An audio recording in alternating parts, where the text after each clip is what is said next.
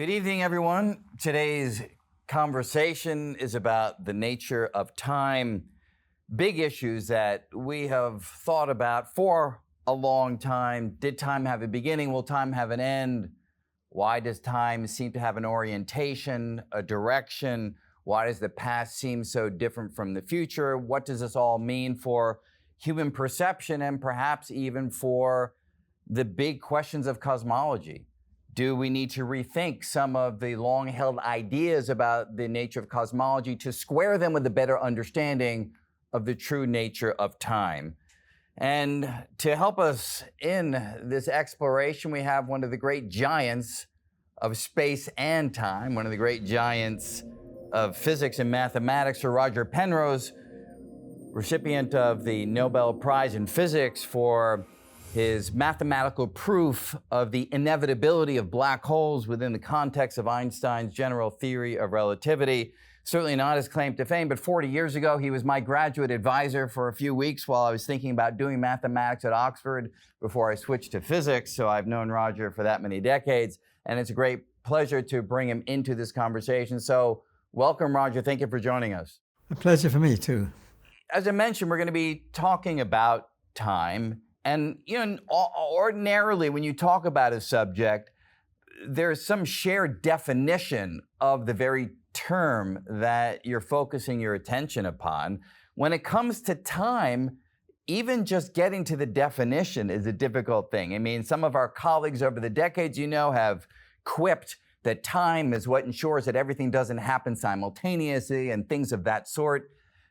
Do you have a working definition of time that's worth spending a moment articulating? Well, I don't know about a working definition. I mean, one of the consequences of relativity is that time doesn't go, it depends on your velocity. So if two people move past each other at a very great speed, comparable with the speed of light, then they have a very different idea of time. And the time depends on where you are and so on. So you really need to think of time as one component of the four dimensions of space-time. The idea goes back to Einstein, but it really goes back to Minkowski, I should say, because Einstein had this theory of relativity, originally special relativity, but Minkowski introduced the idea where it's really a four-dimensional space-time. And this four-dimensional space-time is a much better way of looking at it. Rather than thinking how different observers see different ways and so on, you have this overall four-dimensional picture where time is just one component of the four different components, three space and one time. And if somebody is moving, then the coordinates used are sort of tipped over with respect to somebody who's stationary with respect to the original frame. And you have to understand things this way, which is really a very good way of understanding it. When Einstein first heard of Minkowski's way of looking at it, he didn't like it at first. I think he liked to think of everything as sort of relative and so on. But Minkowski's picture was much more satisfying, particularly to a mathematician who may be used to thinking about higher dimensional spaces. And you think of space-time as really one overall thing. And to separate time out from space doesn't really make sense. It sort of makes an approximate sense. On the whole, with the universe as a whole, you have some more or less notion of stationarity with respect to the local galaxy, say. But then the distant galaxies are accelerating away from us with respect to our galaxy, and the time with regard to people on that other galaxy might be considered to be different from here. Although in cosmology you have a sort of symmetry overall, which allows you to think of time in a more global way. So it is true you can do that for cosmology, approximately. Yeah, as you say, Einstein resisted this idea, which, as you say, to a mathematician, which Einstein was and wasn't, right? I mean, he really did come with a deep physical intuition, but to a mathematician... He struggled a bit with the mathematics, yes. Yes, right. I mean, yeah. So to think about the entirety of space-time, the full reality, which then individual observers can slice up into the extent of space at a single moment of time, but different observers, as you're saying, will slice up that entirety in different ways. And that's fine. That's Different right. observers are just slicing up the invariant reality in a manner that's compatible with their particular frame of reference. What do you think? I should say that Yeah. even though Einstein was not happy with Minkowski's way of looking at it, it was absolutely crucial to his later development of general relativity. The Minkowski picture of local space-time was absolutely crucial to Einstein. Yeah. So he did get converted to the idea eventually. Sorry. Yes. No, I totally agree. I mean, so I guess Einstein's original paper, 1905, Minkowski, I guess, introduces space-time around 1907, I believe it was. And somewhere in there, Einstein not only warmed to the idea, he fully embraced it, because in the general theory of relativity, the intimate connection between space and time becomes yet more profound, right? That's correct, yes. And so what I'd like to do is explore with you some of the subtle issues that emerge when you think about time in the context of cosmology, in the context of general relativity. I thought we could start first with the things that have been developed in the past. Then we can get to some of your critiques of perhaps aspects of those qualities, such as the second law of thermodynamics, the notion of entropy near the time of the Big Bang, some of your critiques about the perhaps conventional way that many physicists think about things, and then get to some of the other ideas that you put forward that you suspect might need to be embraced for us to make progress. So with that roadmap, if we think about time intuitively, one of the key things is that the past is different from the future, right? There is this orientation, this directionality to human experience of time. And it was people like, Carnot and Gibbs and Boltzmann and many in that era who developed the second law of thermodynamics with the concept of entropy, which some people think is vital to a physics understanding of that phenomenon. So can you take us through a little bit of the development of the second law and entropy, and then we can apply it to the directionality of time? The second law of thermodynamics is very important. And it says more or less that the randomness in the universe increases with time. I mean, it's a great puzzle, you see. You might say, well, if the entropy measures the randomness. So entropy is basically a measurement of how random the situation is. And as the time evolves, this entropy or randomness increases. And the question is, how did it start? I mean, I worried about this quite a lot, particularly because one of the very earliest observations, I should say that there is this thing called the microwave background. This was very important, discovered, I guess, somewhat, maybe about 60 years ago. I can't remember how long ago now. But it was a very important observation that there is this radiation coming from outer space, and it permeates everything in a way. It's the 3 degrees above absolute zero. But in this radiation, there's a lot of information. The very first piece of information was a thing called this spectrum, which was observed. If you look at different frequencies in the radiation that you get in the microwave background, it follows a very, very precise curve. And this precise curve is known as the Planck curve, Max Planck. It was all basically the origin of quantum mechanics. It was very important theory that you had this way in which the intensity depends upon the frequency. Now, I remember her giving this talk in Caltech, which I sort of have to tell it slightly backwards, because I heard later that Richard Feynman, the great physicist, had noticed there was a notice that someone was giving this talk about the second law of thermodynamics and cosmology. And looking at this notice, he said, I'm going to go to this talk and heckle this guy. Okay, well, I started talking about it, and I mentioned the entropy in the universe and the fact that we seem to see this Planck curve, which seems to indicate that the entropy is already at a maximum. And then somebody in the audience behind Feynman started to heckle me. I always think it's a Nobel Prize winner, because Caltech is so full of Nobel Prize winners, it's likely as not it was one. I don't know who it was, actually. But he started to heckle, not Feynman. Feynman turned round, pointed out to the guy, and said, listen to what the man's saying. You shut up, listen to what the man's saying. I felt very flattered by that, because what I was trying to say is this point. You see, you look at the first observation that we saw in the microwave background. I mean, satellite went up and measured this, that sort of thing, and you saw this very, very perfect Planck curve. It's the most perfect Planck curve seen anywhere, even in a lab. And this, you can see the error bars. You see these little error bars over the curve, and these are multiplied by a factor of 500.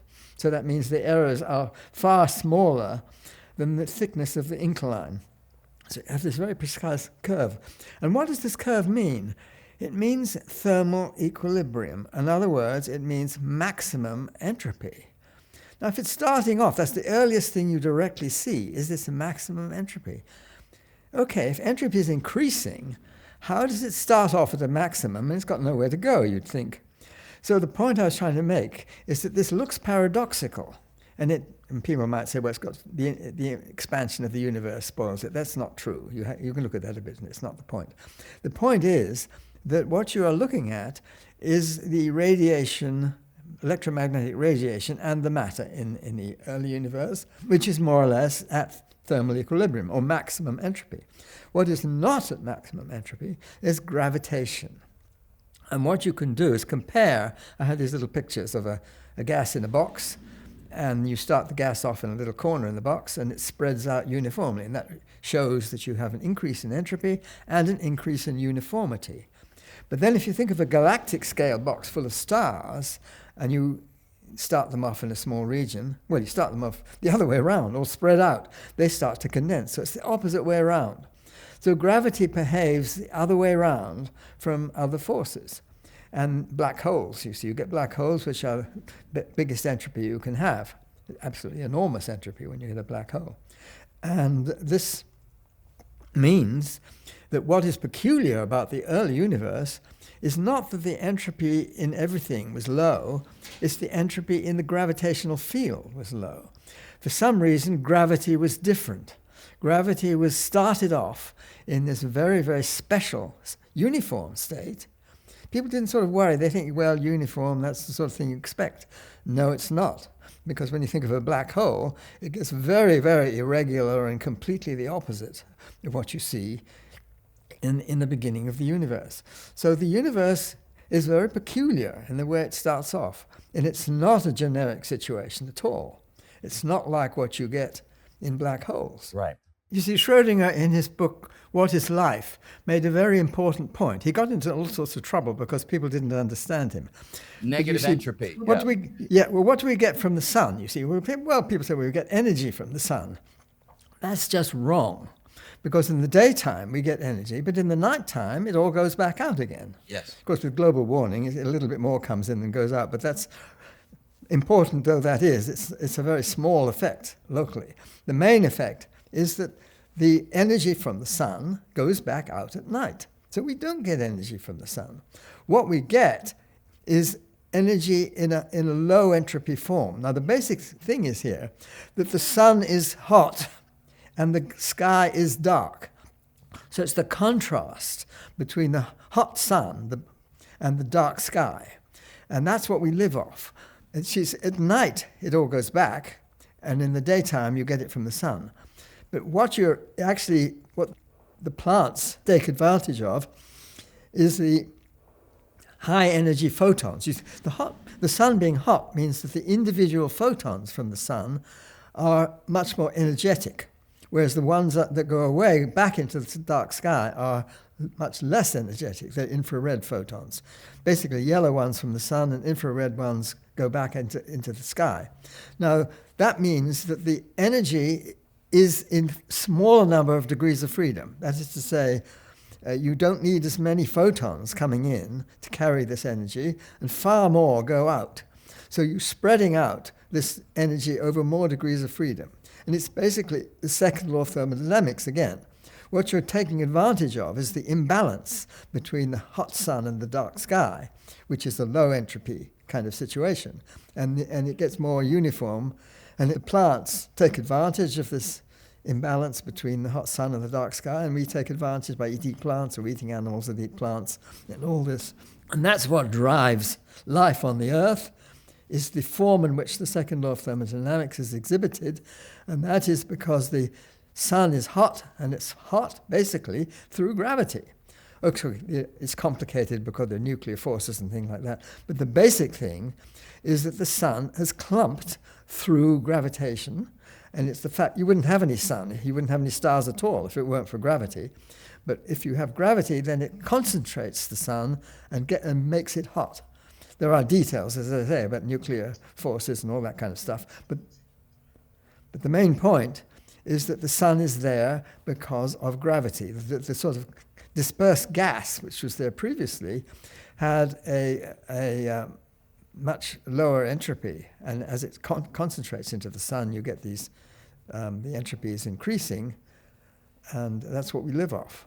That's a hugely important point. I mean, so, we are gadgets that process low entropy energy and give off high entropy energy. So we are part of the relentless drive toward the more disordered high entropy state that the universe is ineluctably heading toward. But as you say, there's still a puzzle. How do you explain that the gravitational part of physics in the early universe was in a highly ordered low entropy state? And just to give our audience a sense, what would the early universe have been like if not only the photons were in thermal equilibrium, but what if the gravitational degrees of freedom were themselves also in a more disordered high entropy state? What would the early universe have looked like in that circumstance? It would look like the great mess that you get inside a black hole. You see, black holes go according to the second law of thermodynamics, so the entropy goes up in a black hole. Now, the curvature inside a black hole gets very, very complicated, and we don't know in detail what it looks like, but there is a sort of scheme. Lifshitz and Kalatnikov and Belinsky and Charlie Misner really worked out the sort of kinds of things you expect. I don't think anybody really knows in detail, but you get very, very complicated singular states. So they are singular, like the Big Bang is singular. When I say singular, it basically means that the curvatures get so big that the universe sort of stops after that. It's a little bit more complicated than that. But you have the singularities, which are these very, very complicated places where the curvature goes absolutely wild inside black holes. And it's completely different from what the Big Bang was like. It's quite ironic in a way, because you see, the thing that I did, which eventually seemed to have got me a Nobel Prize, was arguing that you get these singularities in black holes, and you can't avoid them. You can make the black hole very complicated, and you still get the singularities. Now, Stephen Hawking, when he heard about this result I had, went and applied these arguments to the Big Bang. So, and then we got together and had a paper on all this. So you can show that these singularities are things that are quite generic. You get them both ways around, both at the beginning and at the end.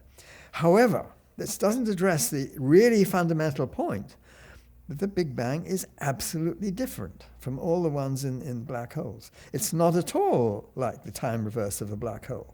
So the time reverse, the question you were asking me, basically is you get an unbelievable mess, which is nothing like, if you want high entropy beginning rather than a low entropy beginning, and when I say the entropy now, I'm talking about the entropy in gravity, not worrying about anything else. The gravity is the important thing. The entropy in gravity is low, pretty well zero, I should think, in the Big Bang, whereas it would be maximum in black holes. And now, it wouldn't be a very nice universe to live in if it started off like the inverse of a black hole. We can make this even more visceral for people thinking about everyday life. I mean, if you have an egg in your kitchen perched on the counter and it falls off and it splatters on the floor, we can all recognize that's a commonplace phenomenon, and it is an entropically increasing phenomenon going from the ordered egg to the disordered detritus that's splattered across your kitchen floor. But the real question is, how did the egg get there? And what you're saying is, had the early universe had high entropy in the gravitational degrees of freedom as well as in, say, the photons, there would have been no place to go. There would have been no order to degrade in order to yield the ordered state of the egg later on in your kitchen. So the fact that there is an egg sitting there is telling us something about the gravitational degrees of freedom in the earliest moments of the universe. Exactly, that's right. And so that's the great puzzle. That's the puzzle. Yeah. And so how do you go about resolving it? And I'll just quickly say, if you could comment on the following. So, you know, in many circles, people who think about this idea, they mumble the words, the past hypothesis. And by the past hypothesis, they mean by assumption, by fiat, by declaration, we are simply going to say that the early universe had low entropy. And by low entropy, we mean low entropy in the gravitational degrees of freedom, because as you say, the microwave background was in high entropic state. I gather you don't find that particularly satisfying to just make that declaration. Well, you see, it's a puzzle which I've lived with for most of my life, in a way. You see, I went through various stages. You see, one of the stages I went through was to think, like most people, that the Big Bang is a result of what's called quantum gravity. You have to combine quantum mechanics with gravity in order to understand the singularities. Now, the problem there is that the black hole singularities are completely different from the Big Bang. So if it's quantum gravity that made the Big Bang have this very special nature, then that quantum gravity must be a very, very peculiar kind of quantum mechanics. It must be a kind of quantum mechanics which is completely irreversible in time. So I struggled with this idea for a long time, and I more or less said as a hypothesis, you say that the singularities in the past have to be of this very, very special kind. It's just a hypothesis without giving it any justification of why it should be like that. And so I struggled with that for a long time. And you see, I came to a conclusion, which I may say is not very commonly respected. I put it like that. It's a view which I put forward in, I think, about 2004, I think it was, 2004, 2005, something like that. I put it forward then, and very few people have taken me seriously about it. Let me tell you what this viewpoint I put forward then was, and it has changed to a certain degree, since then, I should say. The view is that the Big Bang was a continuation of the remote future of a previous, what I call an eon, or a cosmic eon. I should say the idea came partly from someone who was a graduate student of mine. This is Paul Todd, who had a way, not of explaining, but of describing how you say the Big Bang was, what was special about it. Well, you see, the way I used to say it was in terms of what's called the Weyl curvature. You see, the curvature in space-time, according to Einstein's general relativity, the curvature of space-time is described by what's called the Riemann curvature tensor. Now, the Riemann curvature tensor splits up into two pieces, basically. One piece is the Ricci tensor part, which is basically the source of gravity. The other piece is what's called the Weyl curvature, W-E-Y-L. Hermann Weyl was a great mathematician, and he studied a generalization of Einstein's theory where it was called conformal geometry. Now, conformal geometry is like ordinary geometry, except that you don't think about distances. You just think about angles or small shapes. I've always thought a very beautiful way of illustrating conformal geometry is with these pictures due to the Dutch artist M.C. Escher. These are things he called circle limits. And you can see the most famous one's got angels and devils, or they're interlocking, all inside this circle. And as you get towards the boundary of this region, you see they get smaller and smaller and smaller. But they get, as far as their shapes are concerned, they're more or less the same. The smaller the shape, the more correctly they are the same. So if you look at the eyes of the devils, for instance, they're just the same shape as the eyes of the devils right up near the boundary. But what's different is that they're completely different size. The ones in the middle are much bigger than the ones near the edge. So what you can do is you can represent infinity in this picture. That's a very nice representation. You're representing infinity, but at a finite distance. Yes, that's right. So you can make it in the picture as a finite distance. But as far as the devils and the angels themselves are concerned, they keep on going forever. And this is a geometry known as hyperbolic geometry. It's a very nice representation of infinity. I'm taking that picture as important in thinking about space-time, is that the Big Bang was like one of those Escher boundaries. But it's nice and smooth, and you can imagine that you could continue this universe to outside that region. So even though the Escher picture ends with this circular boundary, you could still imagine that the space-time continues out beyond that. So you could step outside it.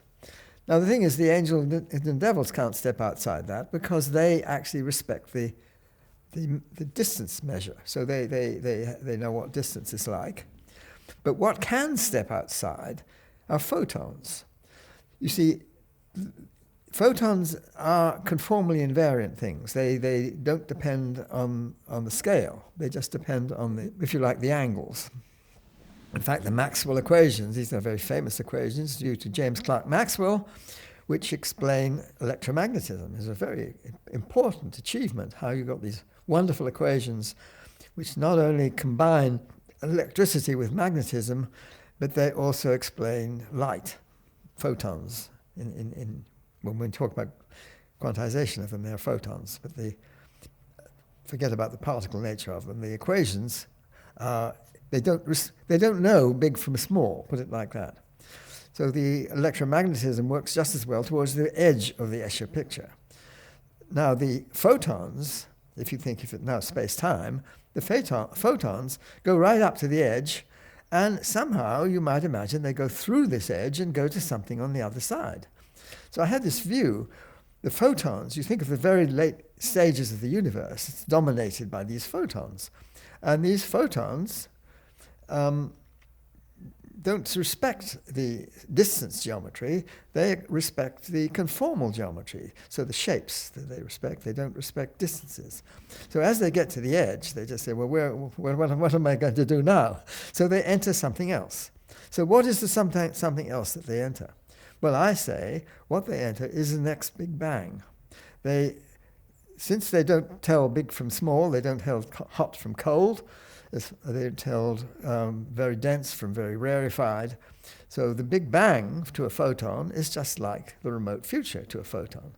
So the photon, as far as it's concerned, as it reaches this ultimate boundary, it can go into another stage of the universe, which is just like a Big Bang. So the crazy picture I put forward was that our Big Bang is the conformal continuation of the remote future of a previous eon. Now, when I'm using the word eon, I mean cosmic eon. I use the word eon because I don't think there is any definite, it's a sort of, indicates a great length of time without saying how long it is, in a sense. It's an enormous length of time. So I'm saying that the cosmic eon begins with the Big Bang and ends with this remote future, very rarefied. Now, they look very different. You see, the very remote future is cold, rarefied, and the Big Bang is very hot and dense.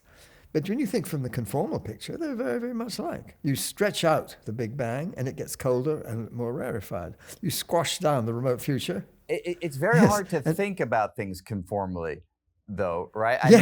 I think people have a lot of trouble thinking about this. And that's probably why my model never sort of kicked in. A lot of my friends taking me seriously, and a few people who aren't my friends perhaps do too. But it's not taken off in the way I feel it should. There certainly does seem to be a difference between photons at 3 degrees versus photons at, a billion degrees, right? I mean... Well, you see, they don't know the difference. You see, from the relativity point of view, it's just a question of which frame of reference you're looking at them. If you travel as fast as you can, trying to keep up with a photon, then its frequency goes down. It's a colder and colder photon. So there's no intrinsic difference between a hot photon and a cold photon. If you travel as fast as you can with the photon, then it looks colder than the very hot photon. So it doesn't really know hot from cold. It doesn't know high frequency from low frequency. It's only that frequency is something measured with respect to some stationary frame as it goes by, as a photon whizzes by in the room. But cosmologically, isn't there generally a preferred frame in order that you have isotropy and homogeneity? But I gather you're saying that if it's truly a universe that solely has photons, there's no other massive particle at all, then this change of conformal structure is something that's completely legitimate. You just have to wrap your head around it? Yes, it happens automatically. You see, it spreads out and spreads out. There are lots of details about this. For example, you need to know that there's a cosmological constant. This number, which is a positive number, which people, rather misleadingly call dark energy. I don't think it's a very good, I think it's a dreadful term, actually, because it's neither dark nor energy. But still, never mind. It's what people call dark energy. But they used to call it just a cosmological constant. That's before they knew it was actually there. But it has to have this positive term. It's a positive term in cosmology. And it took me a while to accept it. But it was a good thing I did eventually accept it, because it makes sense of this picture. You can say the cosmological constant is what gives you a remote future which looks like, if you squash it back down again, it looks like a Big Bang. So in some sense, Roger, is this then equivalent to inflationary cosmology, just like the timescales are different? Now you mentioned inflationary cosmology. You see, I have always had a lot of trouble with inflation. But you see, it doesn't explain. It's supposed to explain why the universe was so uniform in the early stages. It simply doesn't, because you have an equation there's a thing called the inflaton field. I don't want to go into the details of it, but it's not time asymmetric. It doesn't introduce a time asymmetry. So why do we have this very time asymmetric universe? It can't be due to putting this field in which gives you inflation. So I've never taken it seriously. I've always been a great opponent of this idea. However, the idea is important in cosmology and also explains certain other things which otherwise people find a problem in explaining. However, if the Big Bang was this continuation of a remote future, these other things are explained. You don't need inflation. So I say, not only don't I need it, I can't have it. If I put inflation in as well as the picture I have, it would wreck it. But aren't you having a long period of exponential expansion? It's just you say it's in a previous eon, but is that just language in some sense? Because you have a long period of exponential expansion, inflation has a long period. Again, if you're not worried about the time, so it has a period of exponential expansion. Is there a similarity at least there in their structures, or are they as radically different as you're suggesting? Well, if you like, it's a very simple difference. I'm saying the inflationary model says you get this inflation immediately after the Big Bang. I'm saying no, it was already there before the Big Bang. So the effects that look like an exponential expansion after the Big Bang are explained, I claim, by the presence of this exponential expansion, which is, in a sense, you look back through the Big Bang, and rather than having this inflationary phase after the Big Bang, it's actually before it. And it is this exponential expansion that you get from this cosmological constant. In the previous eon, it's behaving, its remote future behaved like what we're beginning to see in our universe. We're beginning to see this exponential expansion. And the claim I'm making, is that there was a previous eon that we're looking into when we look back at the very early universe, and we introduce this idea of inflation, but that's not the correct view, according to me. What you're really looking at is not something which occurred immediately after the Big Bang. You're looking at something which was already there in the previous eon. For this magic trick to work, to really have this conformal invariance that allows you, in a way that is deeply unintuitive, to say that the conditions of the Big Bang and the conditions of the far future, even though they seem radically different, they're actually conformally related. They're just related by a scale transformation.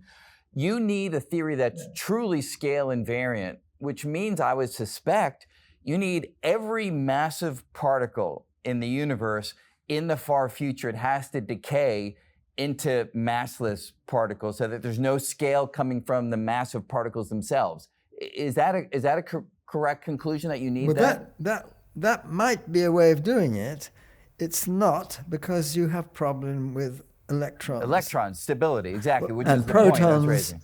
Yes, you've got charge, you Right. see, and you can't get rid of the charge this way. So what do? Well, I have to be slightly technical here, and it's not really a complete explanation anyway. But the point is that when people think about particle physics, one of the first things they do is talk about what are called the Casimir operators of the Poincare group. Now, what does that mean? You're looking at special relativity, and you're trying to look at these very fundamental things which are conserved. And these things turn out to be mass and spin. Now, the Poincare group is the group of special relativity. Now, if you have cosmological constant, as we seem to have with exponential expansion, you don't have the Poincare group. You don't have special relativity as a good approximation. What you have is this exponential expansion, which is what's called de Sitter space. Now, the group of symmetries of de Sitter space is not the Poincare group. It's a slightly different group. It's the de Sitter group. Now, if you look at what are called these Casimir operators, then you find that mass is not one. So that mass might actually not be absolutely conserved. So the argument is that in the very remote future, as you were putting forward to me, in the very remote future, mass maybe does fade out. And so I put forward this idea that mass in the very remote future will fade away and everything seems to be massless, and then you can get through into the next eon. It's probably what I still think, but life has got much more complicated. Which, in a way, which I can explain if you like. But I would love to hear. I'm just wondering, just free associating, you could also imagine that Newton's constant, I guess, is time dependent and that it just sort of drops away as well? Well, you have to be careful which things might be conserved and which things might change. And it's not clear. You see, the model I put forward doesn't really say anything about that.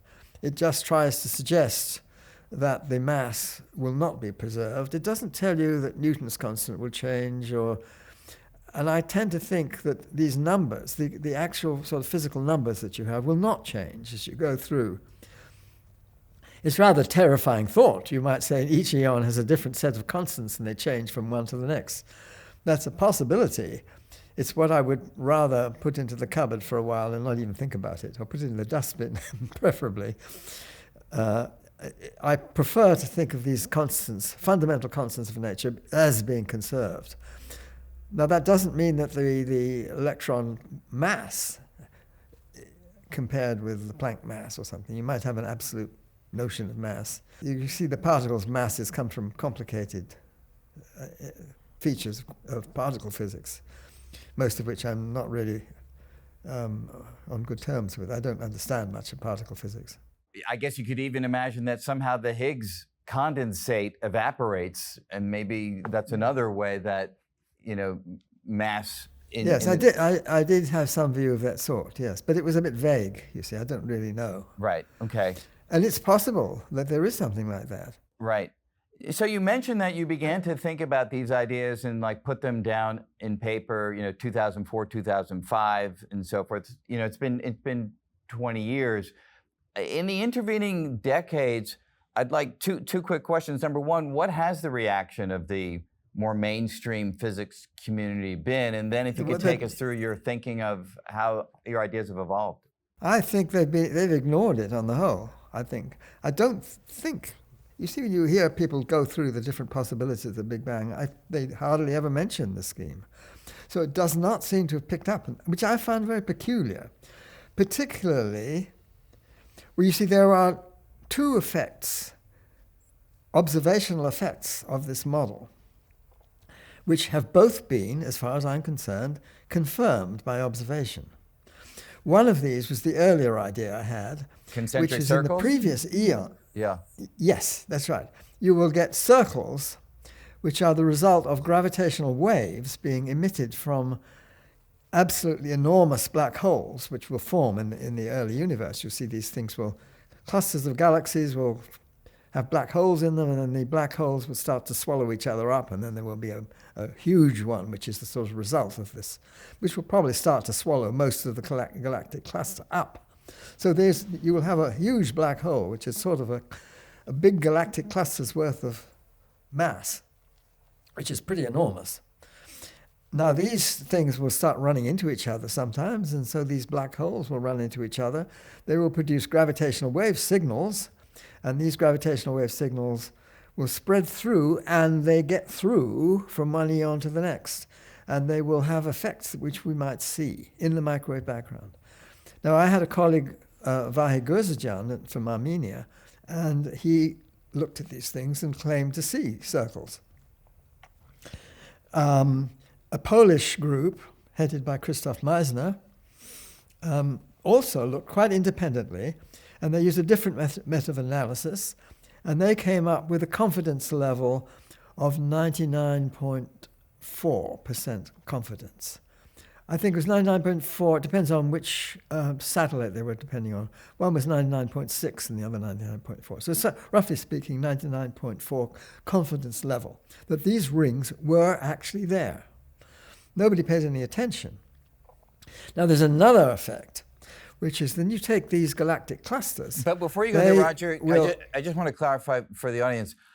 You know, I've heard some of the experts in CMB discuss the observational state of play, and most of them seem to have the opposite point of view, that it has not been confirmed. Do you know what the difference between the two perspectives? I'm afraid, you see, when you look at the papers, they sometimes say, well, look, I've done the analysis this way, which is a different way, and I don't get such a strong confidence level as you guys do.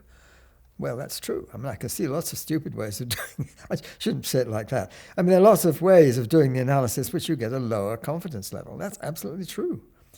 You see paper where they disregard it, and they do see the same effect. So these effects are not seen by other people. They're sort of ignored because they don't like the idea and try to do the analysis in a way which doesn't have such a strong signal. But let me mention something else, which is a much stronger signal.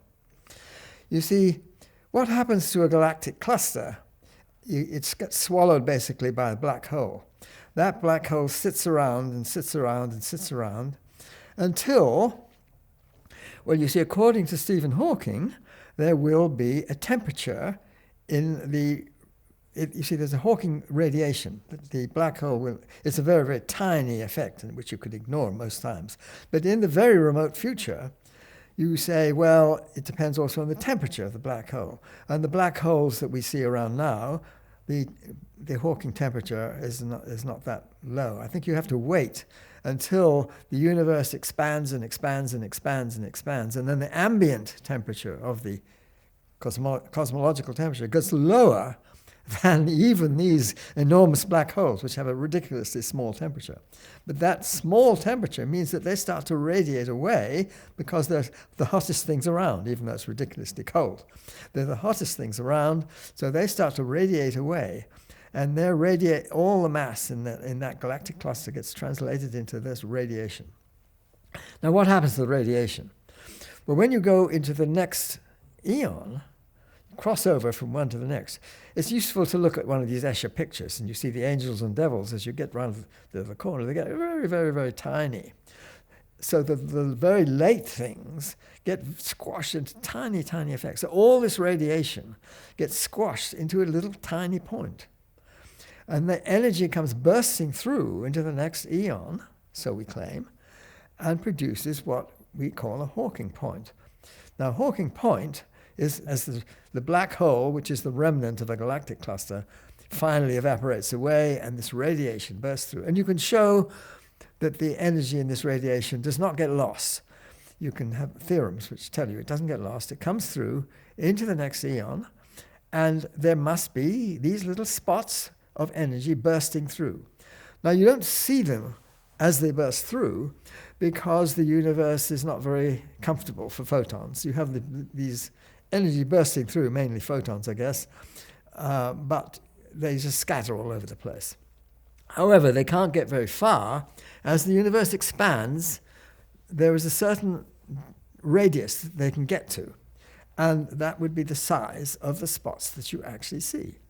Now, we see these spots. We did this, when I say we, I'm talking about a paper which was written by Christoph Meissner, Paweł Nierowski, Daniel An. Christoph and Paweł are both Polish. Daniel An was a Korean who now works in New York, I think, in the United States, and me, working in Oxford.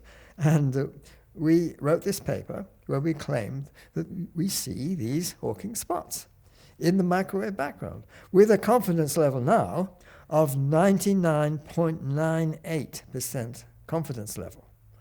So we see with this very strong confidence level, these spots are there.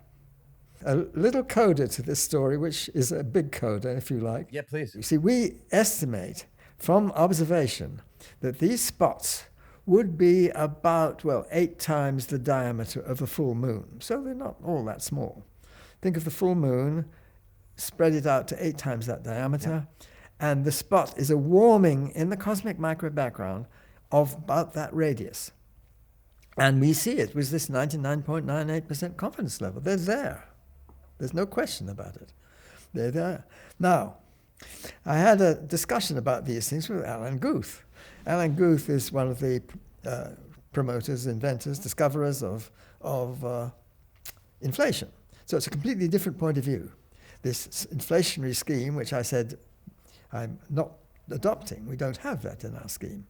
In fact, if you put inflation in, it would wreck it, because it would expand the difference between the eons. It stretches them out. And it would mean these spots would not be 8 times the diameter of the moon, but they'd be enormous. You probably wouldn't even see them because they'd be too big to single out. Nevertheless, Alan Guth, we had these discussions, and he, after all, he said, look, your spots, I give him credit, he put our boots on, he did our calculation, he did the calculation to work out how big these spots actually ought to be, according to cosmological models. And he says, I'm afraid your spots are twice the diameter that they should be. They ought to be only 4 times the diameter of the full moon, not 8 times. So I tell Christoph, I said, look, Alan Guth tells us we've got this wrong, and so on. Surely it's not right, is he? And so Chris says, no, it can't be right. And then he comes back to me and says, he's right. Our spots, what we see, are twice as big as they should be, according to common theory, according to conventional theory, according to very tight constrictions. I mean, Alan did the analysis completely correctly, apparently. I don't understand all the particle physics which goes into all this. And he does. And he came up with the conclusion that our spots are, what we claim to see, are twice the diameter of what we should be seeing according to common theory. So what is Alan's perspective then? Because I've not spoken to him about any of this. Well, he just told us that we were wrong on the size of the spots, and we agree with him. We were wrong. He's right. I mean, he has a different scheme, of course. He's got inflation and all that stuff. So I'm not adopting that picture. According to the inflationary scheme, you wouldn't see them at all. It's not that they're the wrong radius. You just don't see them in conventional cosmology with inflation. But I'm having trouble knowing how to wrap this particular story up. So is Alan saying that he is intrigued by what you're seeing, or is he saying that, again, it's not something that he has any confidence in? I communicated with him much after this. We had perfectly friendly communication. And he was saying, he pointed out various papers that he said refuted what we said. But I look at all these papers, and none of them, as far as I can make it, actually refers to the paper we had in the monthly notices of the Royal Astronomical Society. They do refer to the paper which we put out as on the archive. We put out a paper on the archive, but that paper was slightly different from the final paper, and we had to take the archive paper down as a condition of publication by the monthly notices. So that the paper is not up on the archive because we took it down in accordance with the rules.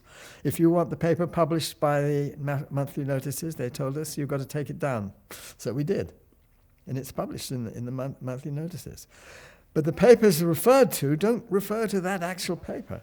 In fact, most of the critical ones were published even before this paper appeared. I haven't seen any actual criticism of that paper. I may have missed it. There may be criticisms of it. I haven't seen one. There are criticisms of the archive paper, but not of that paper. So, Roger, if we could just bring this conversation full circle, and I guess that's an apt metaphor for a cyclic cosmology, but we began this conversation with the puzzle of the highly ordered, low entropy state of the gravitational degrees of freedom near the Big Bang. Yes. And then from a slightly more technical standpoint, you noted that you could frame that in terms of the Weyl curvature tensor being small in that region. In your conformal cyclic cosmology, I gather in a way that I don't fully understand, but maybe you can enlighten me. At the end of a given eon, in the language that you're using, after you perform this conformal transformation, what happens to the Weyl curvature tensor? What happens to the gravitational degrees of freedom? I presume they are now in their ordered state. That's a natural outcome of this approach? Well, they probably, yes, I've had a lot of trouble with myself on this one, giving arguments which I don't think I agree with. I think basically the argument is they get into the Hawking points. You see, where does all the black holes go? That's where the entropy was. By far, the entropy in the universe ends up in black holes by an enormous factor. Now, what happens to those black holes? Well, they get swallowed up by other black holes, and what happens to the biggest ones? They sit around, they Hawking evaporate. That entropy, if you like, is in that radiation. But what happens? They get squashed into little tiny points as they come through into the next eon. Those points, as they come through into the next eon, are smaller than a Planck scale. Now, what I mean by that is that they're so small that they are in the sort of what people call the Planck scale. That is, if you apply quantum mechanics to space-time structure, then this is the sort of, what would I say? The fluctuations in space-time geometry are of that size. So this is very, very tiny. These very, very tiny spots, even smaller, if you like, is where all this energy gets burst through. So it gets destroyed, I suppose. The point of view I would have to hold, I think, is that the entropy gets destroyed in the Hawking points.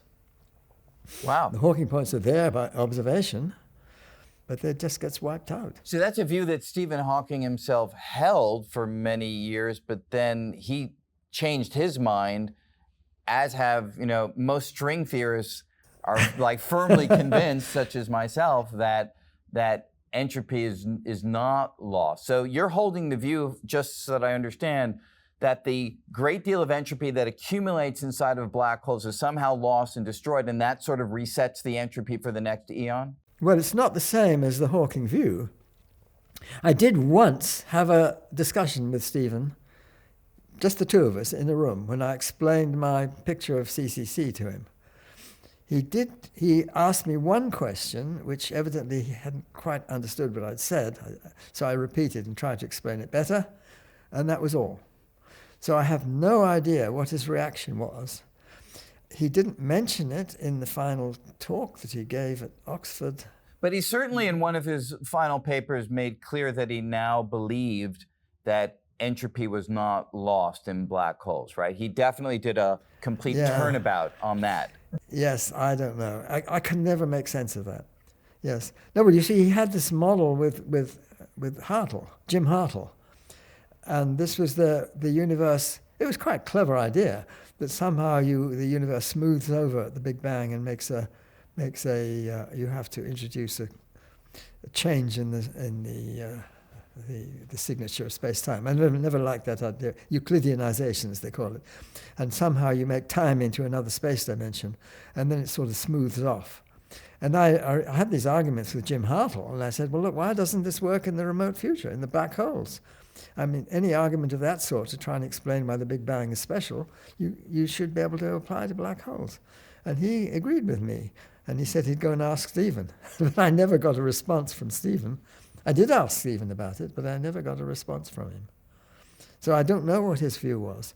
I could never make sense of it because, you see, what they introduce is a way of regularizing the Big Bang by making it smooth by Euclideanization. They've turned time into another space dimension and somehow making it look smooth, but not doing that to the black hole singularities. That seemed to me that's just, you're not being consistent. If you're going to do it with the Big Bang, why don't you do it to the black hole? So I asked Stephen, I did ask him that, and he said, oh, well, it is closed over, but you have to go all the way back to the Big Bang. It seemed to me that wasn't a very good explanation. You're saying it's the smoothing it out by going right the way to the other end of the universe. It didn't quite make sense to me. So I never got what I considered to be a good answer from Stephen on that. Right. So are you continuing to develop these ideas? Is this the direction that... Well, I don't know how much I should say about this. You see, what I call the Guth anomaly, which is the fact that our spots are seen to be twice the diameter as they should be, according to theory. And the argument is that there is another stage in the universe which has never been considered by other people. Now, I don't know, I shouldn't really say much about it because it's really a work in progress. But we think that by introducing this other stage of the universe, you can get this factor of 2, which gets rid of the Guth anomaly. But in detail, when you start to work it out in detail, it gets into some real puzzles. And I have some ideas about it, which I only just 2 days ago, I think, sent to Christoph. How about this idea, I say to him. And it's possible that will get us out of it. But you have to have some asymmetry, you see, in the description. Some temporal asymmetry. I mean, that's the whole problem right at the beginning. You have to have something which isn't symmetrical as you reverse time. Time going the other way gives you a different answer. Now, what is it that isn't symmetrical in the time? So I have a suggestion for what it is. I can't explain it, A, because it's too technical, and B, because Christoph probably doesn't want me to say it before we have it all sorted out in the paper. But I think it could be. One can understand how that works. I see. Well, we'll certainly be work in progress. Looking forward to that work in progress. Let me finish with one question just to get your thoughts on it. There are various considerations, some of which come from string theory, which I know you're not a great fan of. We've had debates now and then. That's not my point in raising the issue here, but rather there are a number of considerations that suggest the possibility that space and time are emergent, meaning, again, the audience, of course, you know what I mean, but just for the audience, that perhaps there's a realm of reality where space and time are concepts that haven't yet come into existence, that don't yet apply, that are not relevant to describing what's happening there. Do you have any affinity for that idea? Does that hold any intrigue or interest to you? Any evidence for that in any of the things that you think about? Well, you say I used to. It's quite curious historical way these things develop. I used to, when I was, I guess, after I'd done my graduate work at Cambridge, and I went back on a research fellowship, and I was fiddling around with ideas which were not to do with my thesis and things like that, largely due to the influence of Dennis Schaumer, who explained a lot of physics to me. I learned an awful lot of physics from Dennis.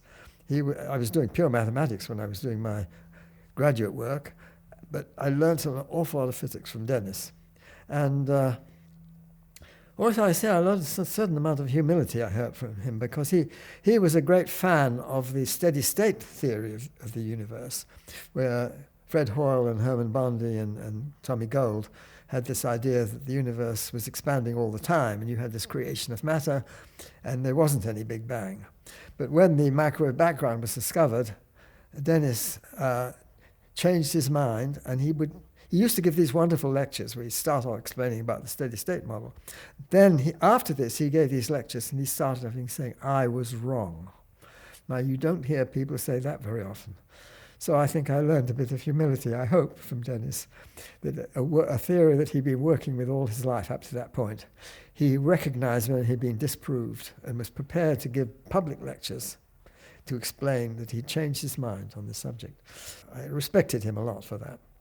So I'm just trying to say I learned physics and maybe a bit of humility from him. But the main thing was I was working on these discrete models of, you see, maybe you go down and you look at a very, very tiny scale, and the space-time is not really a continuum, but it's built up out of some combinatorial nature of something much more primitive, if you like, which I toyed with that kind of idea. And I had models for this kind of thing, things called spin networks, which I tried to play with.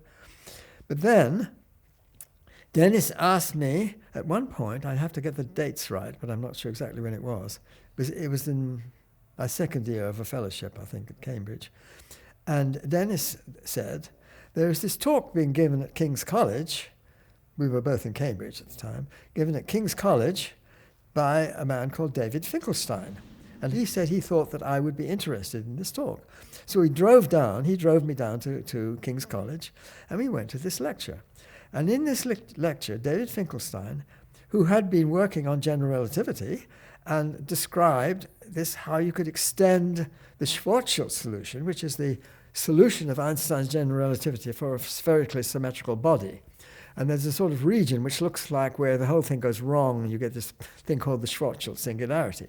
And what Finkelstein showed is, no, it's not a singularity. You can go through it. It's what we now call a horizon. And it's the whole idea, if you like, of what you call a black hole comes from this idea. So I went to this talk that David Finkelstein, and I found it fascinating, absolutely fascinating. And I remember we talked afterwards, and I explained to him about spin networks. And he said to me afterwards that we swapped subjects. I did general relativity after that, and he worked on combinatorial physics. I may say I got much the better deal than he did.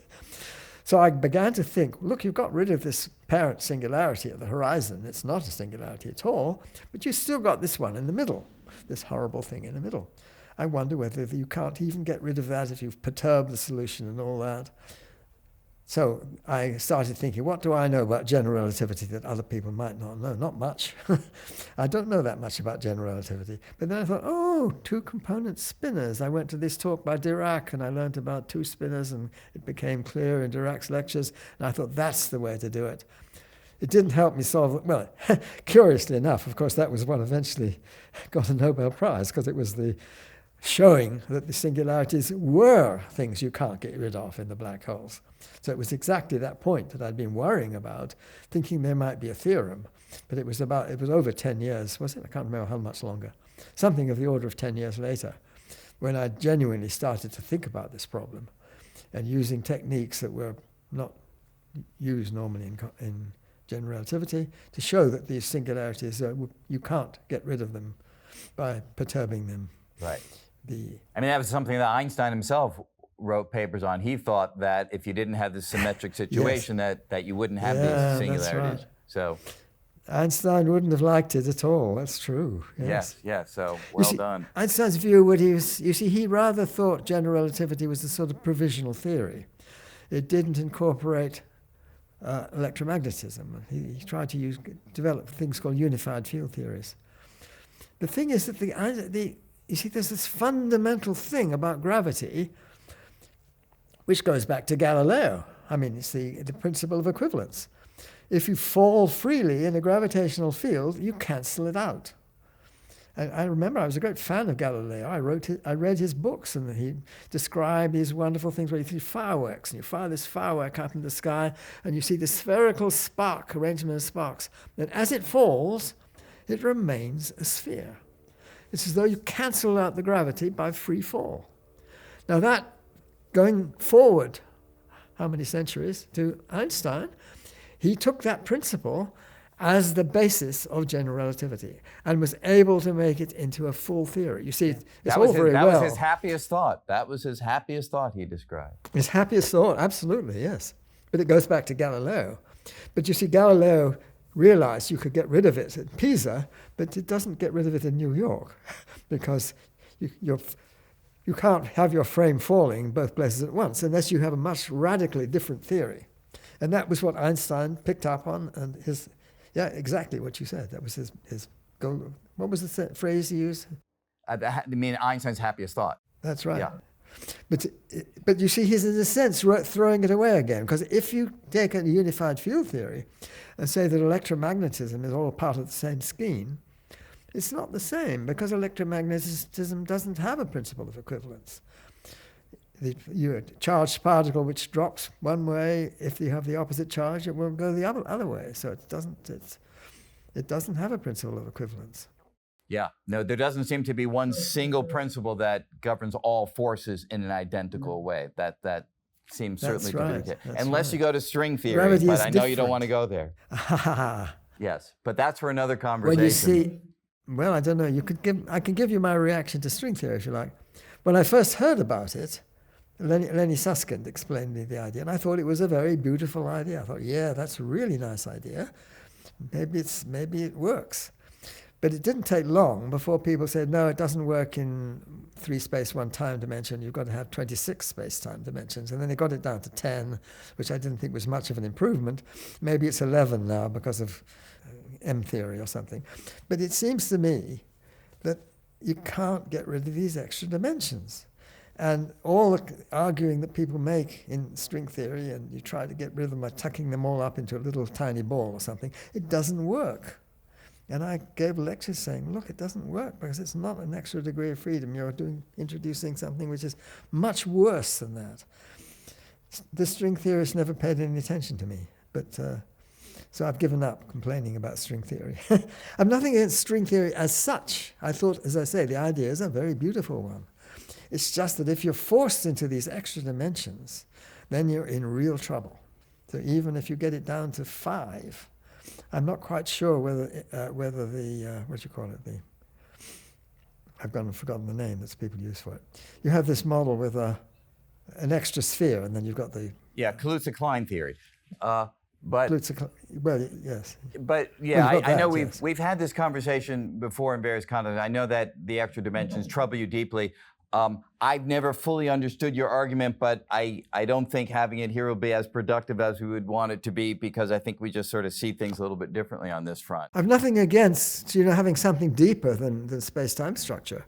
And it could be there is something combinatorial or something of that nature. I haven't thrown that idea away.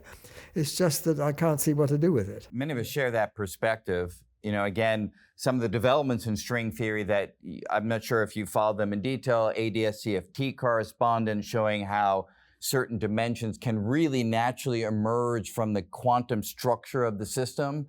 I think that's an exciting direction. This possibility of quantum entanglement being the structure that holds space-time together. I think that's an exciting direction. But look, that's all in the frontier of research. And we look forward, of course, to hearing your future developments in all the work that you're doing in cosmology. And look, there's many open questions, and obviously you've had towering contributions to so much of what we understand that I, for one, am looking forward to the next iteration of your conformal cyclic cosmology, and let's see where it all goes. So thank you so much for spending this time with us today. It's been incredibly enlightening conversation on the nature of time and cosmology. So thank you so much. It's been my pleasure. Thank you.